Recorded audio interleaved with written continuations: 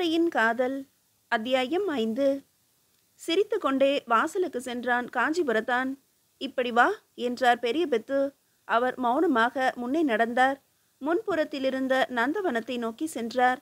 அழகிய தடாகத்தின் பளிங்கு சுவரில் ஒரு காலை ஊன்றி நின்று கொண்டார். சிவ சிதம்பரத்தை மீட்டு வர நீதான் தகுந்த ஆள். உனக்கு சரியான சந்தர்ப்பம், வசதி எல்லாவற்றையும் நான் செய்து தருகிறேன். அதன் பிறகு புறப்படு. அதற்கு எத்தனை நாளாகும்? 4 நாள், 8 நாள், 1 மாதம், யார் கண்டது? ஆனால் அதற்கு நீ தயாராக இருக்க வேண்டும். அத்தனை நாள் ஆகுமா? அதுவரையில் வெளியே போகலாம், வரலாம், சுதந்திரமாக நீ இருக்கலாம். காஞ்சிபுரத்தானின் முகம் மலர்ந்தது. அவன் தோளை பிரம்பினால் தொட்டார் பெரிய பெத்து. ஆனால் ஓட முடியாது. அழிக்க முடியாத முத்திரை இங்கே இருக்கிறது. முதுகில் பே என்ற தோல் கருகிய இடத்தை பிரம்பினால் தடவி காட்டினார். விடுதலையை நான் நேர்மையாகவே வாங்கிக் கொள்வேன், பயப்படாதீர்கள். எனக்கும் நம்பிக்கை உண்டு. எங்கே வேண்டுமானாலும் போ. மேற்கே செக்கர் வானத்தில் இறங்குகிற சூரியன், கிழக்கே விடை கொடுக்க கை நீட்டும் கடல் அலைகள். காஞ்சி நகர் வாலிபன் மணலை அளவாயவாறு நடந்தான். கம்பெனியாரின் கோட்டை மீதே அவன் பார்வை பதிந்திருந்தது. தாமரையை தேடி செல்ல இங்கே ஒருவனை விடுவிக்க வேண்டுமாமே. குடிசையொன்றின் வாசல் தெரிந்தது. தங்கச்சி, என்ன தேடுகிறாய்? அம்மியின் அருகே துழாவி கொண்டிருந்த பெண்ணுக்கு பார்வை இல்லை போலும், பாவம். துவையல் அரைக்கணும். கல் எங்கே அன்னை இருக்குது என்றாள் அந்த பெண். இப்படி கொடு தங்கச்சி, நான் அரைத்து தருகிறேன். அவள் கையில் இருந்த பருப்பையும் மிளகாயையும் வாங்கி கொண்டான். கொட்டை பாக்கு கடிக்கிற நேரம்தான். அம்மியிலிருந்து வழித்து எடுத்து இலையிலே வைத்தான். அவள் கையிலே தந்தான். இரு அண்ணே, கூலி வாங்காமல் போகாதே. குடிசைக்குள் சென்ற பெண் சுட்டு வைத்திருந்த தோசையை கொண்டு வந்து கொடுத்தாள். ரொம்ப நன்றாக இருக்கிறது தங்கச்சி. இப்படி வாய் நிறைய ஒரு நாளாவது என் அண்ணன் கூப்பிடுதா? உன் அண்ணன் என்ன செய்கிறான்? கம்பெனிக்காரர்களுக்கு படகு ஓட்டுது. அதையும் நாணயமாக செய்யாது. ஏன் அண்ணே, இருட்டி போச்சு இல்ல? ஆமாம்மா, இருட்டுகிற நேரம்தான். நீல பாயென விரிந்துள்ள கடல், பாய் மரங்களை மடக்கி கொண்டு காத்திருந்த பெரும் கப்பல், சின்ன மரக்கட்டை மிதப்பது போல அங்கே தெரிந்தது. துறைமுகம் இல்லாத குறையினால் கரைக்கு அருகில் வர இயலுவதில்லை. கப்பல் வந்திருப்பது தெரிந்ததும் கரையிலிருந்து மீன் படகுகள் அனுப்ப வேண்டும். கப்பலிலிருந்து பிரயாணிகளையும் சரக்குகளையும் அவைதான் அழைத்து கொண்டு வரும். கரையிலே மசுலா படகுகளை காணோம். ஒன்றே ஒன்று கப்பலிலிருந்து திரும்பி வந்து கொண்டிருந்தது. காஞ்சிபுரத்தானுக்கு சுவையான பொழுதுபோக்கு. காட்சியை ரசித்து கொண்டிருந்தான். மணல் கரைக்கு சற்று தள்ளி அலையிலேயே நிறுத்தப்பட்டது படகு. அங்கிருந்து பெட்டிகள், கூடைகள், படுக்கைகள் ஒவ்வொன்றாக எடுத்து வந்தார்கள் படகுக்காரர்கள். படகிற்குள் நின்று கொண்டிருந்த ஒரு பரங்கிக்காரி புரியாத மொழியில் கீச் கீச் என்று கத்தி கொண்டிருந்தாள். மெல்ல, மெதுவாக, ஜாக்கிரதை என்று ஒவ்வொரு கீச்சுக்கும் ஒவ்வொரு அர்த்தம் புரிந்து கொண்டான் காஞ்சிபுரத்தான். கோட்டைக்குள்ளிருந்து 2 இந்திய சிப்பாய்கள் வந்தார்கள். சிவப்பு கோட்டு, சிவப்பு கால் சாராய். டக் டக் என்ற நடையுடன் அவர்களின் பின்னே ஒரு ஆங்கிலேயர்.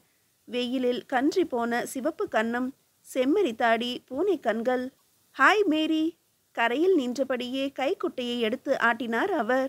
வந்திருப்பவள் இவர் மனைவியா? உற்சாகமாக பதில் கொடுக்கிறாளே. எல்லா சாமான்களும் வந்துவிட்டதா? காஞ்சிபுரத்தானுக்கு ஆங்கிலம் தெரியாதுதான். இருந்தாலும் கரையில் உள்ள பொருட்களை கைத்தடியால் தட்டி கேட்பதற்கு வேறென்ன அர்த்தம் இருக்க முடியும்? எல்லாம் வந்துவிட்டது எஜமான். சிப்பாயிடம் கட்டளை இடுகிறார் துரை. கூலியை கொடுத்தனுப்பு. இருங்கள். பார்த்து கொண்டிருந்த காஞ்சிபுரத்தான் குறுக்கிட்டான். என்ன? ஒரு பொருளை இவர்கள் விட்டுவிட்டார்கள். மூவரின் முகமும் சிவக்கிறது. கிடையவே கிடையாது, எல்லாம் கொண்டு வந்து சேர்ப்பித்து விட்டோம் என்றார்கள். தெரியாமல் சொல்கிறார்கள். காஞ்சிபுரத்தான் கிடுகிடுவென்று அலையில் சென்று இறங்கினான். படகை நோக்கி நீந்தினான். அடே அப்பா, உப்பு தண்ணீரில் இறங்கியது அவ்வளவு புத்திசாலித்தனம் இல்லை. சூடு போட்ட முதுகு புண் கொல்லியாக தீகிற மாதிரி இருந்தது. நீந்தினான். படகை அடைந்தான். ஆட்கள் நின்று சாமான்களை இறக்கிய இடத்தில் மூழ்கினான். படகில் இருந்த துரைசாணி என்னவென்று புரியாமல் ஏதோ கேட்டாள். அவன் பதில் தரவில்லை. மெல்ல துழாவினான்.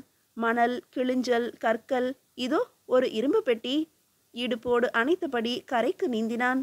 தண்ணீரில் தெரியாத கனம் கரைக்கு வந்ததும் தெரிந்தது. படகில் இருந்தவாறே பெண்மணி ஏதோ கூவினாள். விலை உயர்ந்த பொருட்கள் கொண்ட பெட்டி போலும். துரைக்கோ கடும் கோபம். டேய், இந்த மாதிரி வேண்டுமென்றே கடலில் போட்டுவிட்டு பிறகு திருட்டுத்தனமாக போய் எடுத்துக்கொண்டு வருவதுதான் உங்கள் வேலையா? பரங்கி தமிழில் பேசினார். ஐயையோ, கிடையாது சாமி. இது எப்போது விழுந்ததோ, யார் போட்டார்களோ? மூடு வாயை. இதன் மீது என்ன பெயர் போட்டிருக்கிறது பார். நல்ல வேளை இந்த பையன் கவனித்திருந்தான். சிப்பாய், கூலியை பாதியாக குறைத்து கொடு. எஜமான், எஜமான். இவன் பேச்சை கேட்டு காஞ்சி இளைஞனை பார்த்து பல்லை கடித்தான் படகுக்காரன். காஞ்சி வாலிபனோ உதட்டை பிதுக்கினான், கையை விரித்தான். எனக்கு தெரியுமா நீ வேண்டுமென்றே செய்தாய் என்று? தவறி போட்டு விட்டாயாக்கும் என்று எடுத்து வந்து தந்தேன். போ போ, உன் தங்கச்சி பாவம், கண் தெரியாதவள், தடுமாறி கொண்டிருக்கிறாள். இரு மேரி, இரு, கத்தினார் துரை படகை நோக்கி. இறங்காதே, இறங்காதே, கால் நனையும், நாற்காலி வருகிறது. கோட்டைக்குள் சென்றிருந்த சிப்பாய்கள் ஒரு பல்லக்கு போன்ற நாற்காலியை தூக்கி கொண்டு வந்தார்கள். அதில் உட்கார்த்தி அழைத்து வர வேண்டும் போலும். இவனையும் அழைத்து போங்கள், நீங்கள் 3 பேர் போதாது. காஞ்சிபுரத்தானை சிபாரிசு செய்தார் துரை. இவன் எவனோ அயலான், ஆனாலும் யோக்கியமானவன். இவனையும் அழைத்து போவதானால் பாதி கூலியாவது உண்டு, இல்லாவிட்டால் அதுவும் இல்லை. வேண்டா வெறுப்பாக சேர்த்து கொண்டார்கள். படகை அடைந்ததும் காஞ்சிபுரத்தான் தான் அவளுக்கு கைலாக கொடுத்து நாற்காலியில் இறக்கி கொண்டான். வாசனை தைலத்தின் நெடி, வழுவழுப்பான மேனி. அந்த குளிர் நாளில் கூட புழுக்கம் தாழவில்லை அவளுக்கு. காகித விசிறியை விரித்து விசிறி கொண்டாள். துரைக்கு தெரிந்த தமிழ் கூட துரைசாணிக்கு தெரிந்திருக்காது போலும். அந்த தைரியத்தில் மீன் படகுக்காரன் காஞ்சிபுரத்தானிடம் உருமினான். டேய், எங்கள் வேலையிலே தலையை கொடுத்தா இல்லையா? இரு இரு, கவனித்துக் கொள்கிறோம். ரொம்ப நன்றி. இந்த பட்டணத்திலே எனக்கு யாருமே இல்லை, பயமாக இருக்கிறது. கவனித்துக் கொள்கிறேன் என்று நீங்கள் சொன்னது கடவுளே சொன்ன மாதிரி இருக்கிறது. முறைத்து பார்த்தான் படகுக்காரன். கிண்டலா பண்ணுகிறாய்? தோளில் மட்டும் சுமை இல்லாதிருந்தால் கைகள் கலந்திருக்கும் தெரியுமா? கரை வந்தது. நாற்காலியும் இறங்கியது. பிரிந்திருந்த தம்பதிகள் போலும். காஞ்சிபுரத்தான் நாசுக்கு தெரிந்தவன் முகத்தை திருப்பி கொண்டான். துரைசாணி சிப்பாயிடம் ஏதோ ஆங்கிலத்தில் சொன்னாள். அவன் காஞ்சிபுரத்தானுக்கு மொழிபெயர்த்து கூறினான். அந்த பெட்டியில் விலை உயர்ந்த நகைகள் இருக்கிறதாம். அம்மாவுக்கு ரொம்பவும் சந்தோஷம். கோட்டைக்கு வெளியிலேயே இவ்வளவும் முடிந்துவிட்டன. கையும் காலும் துரு துருவென்று பறந்தன காஞ்சிபுரத்து காளைக்கு. பெரிய பெத்து ஒரு யானை, ஆடி அசையும். அதன் திட்டப்படி நடப்பதானால் எத்தனை வருடமாகும் இந்த கோட்டைக்குள் நுழைய? இப்போது வாய்ப்பு கைக்கு எட்டிருக்கிறது. பார்த்தோம், புகுந்தோம், பிடித்தோம், கொண்டு வந்தோம் என்று. அவன் பெயர் என்ன? சிவசிதம்பரம். அவனை மீட்டு வர வேண்டியதுதானே? விடுதலையை பெற்றுக்கொண்டு தாமரையை நாடி புறப்பட வேண்டியதுதானே? ஒரு நல்ல சூழ்நிலை உருவாகியிருக்கிறது. ஆனால் எப்படி இதை பயன்படுத்தி கொண்டு உள்ளே நுழைவது?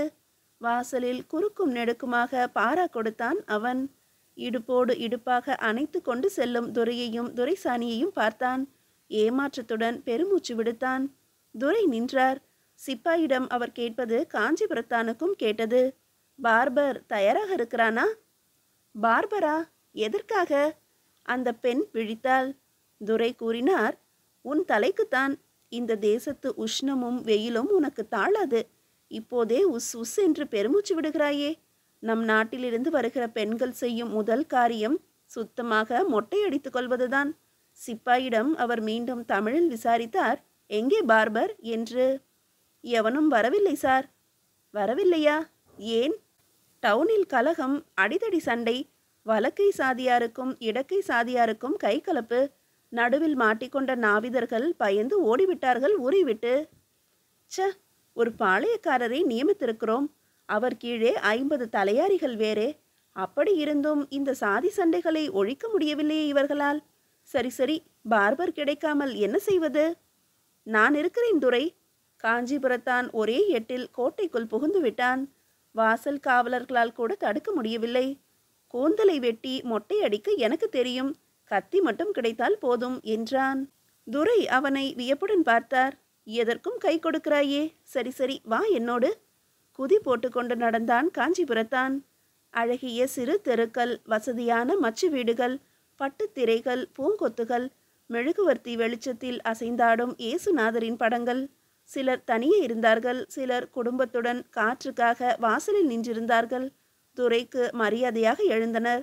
பெண்மணிகள் சீமையிலிருந்து வந்தவளுடன் கை குலுக்கினர். சிரிப்புகள், பேச்சுக்கள், சிறு உபச்சாரங்கள். காஞ்சிபுரத்தானின் கண் ஒரு வினாடி நின்றிருக்குமா? சிவ சிதம்பரம் எங்கே இருப்பார்? எப்படி அவரை அடைவது? துரையின் பங்களா வந்தது. இந்தா என்று ஒரு சவரக்கத்தி எடுத்து வந்து தந்தார். துரைசாணியை நாற்காலியில் உட்கார்த்தி வைத்தான் காஞ்சிபுரத்தான். எந்த வேலையையும் இழிவானது என்று அவன் கருதுவதில்லை. சின்ன வயதில் ஒரு நாவிதரின் மகன் அவனுக்கு பள்ளி தோழன். பல நாள் பார்த்து பார்த்து மனசுக்குள் ஓரளவு தெரிந்திருந்தது. அன்னை இந்த நேரத்தில் தன்னை பார்க்க நேர்ந்தால் கடவுளை நினைத்து கொண்டான். கன்னத்தில் 2 தரம் போட்டு கொண்டான். தண்ணீரை தலையில் தெளித்து தேய்த்தான். வேலையில் இறங்கினான். சில நிமிடங்கள்தான். சீமை துரைச்சாணி பழனிக்கு சென்று திரும்பும் கிராமத்து பெண்ணாகிவிட்டாள். அழகிய கூந்தல் என்று பாராட்டி வருத்தம் தெரிவித்தான் காஞ்சிபுரத்தான். அவளுக்கோ கண்ணில் நீர். ஒரு முழு ரூபாயை அவன் கையில் வைத்தார் துரை. சீக்கிரம் வெளியேறிவிடு. இங்கேயே வேலையில் இருக்கும் இந்தியர்களை தவிர வேறு யாரும் இருட்டிய பிறகு இருக்கக்கூடாது. பிரசிடண்ட்டுக்கு தெரிந்தால் வம்பு, சரியா? காஞ்சிபுரத்தான் சலாமிட்டு நன்றி தெரிவித்தான். இதோ புறப்படுகிறேன் என்றான். புறப்பட்டும் விட்டான். ஆனால் கோட்டையை விட்டு வெளியேறவில்லை. மரங்களின் இருண்ட நிழல்கள் பாதுகாப்பு தந்தன. பதுங்கி பதுங்கி பார்த்து கொண்டே சென்றான் காஞ்சிபுரத்தான். மீதியை அடுத்த அத்தியாயத்தில் காணலாம்.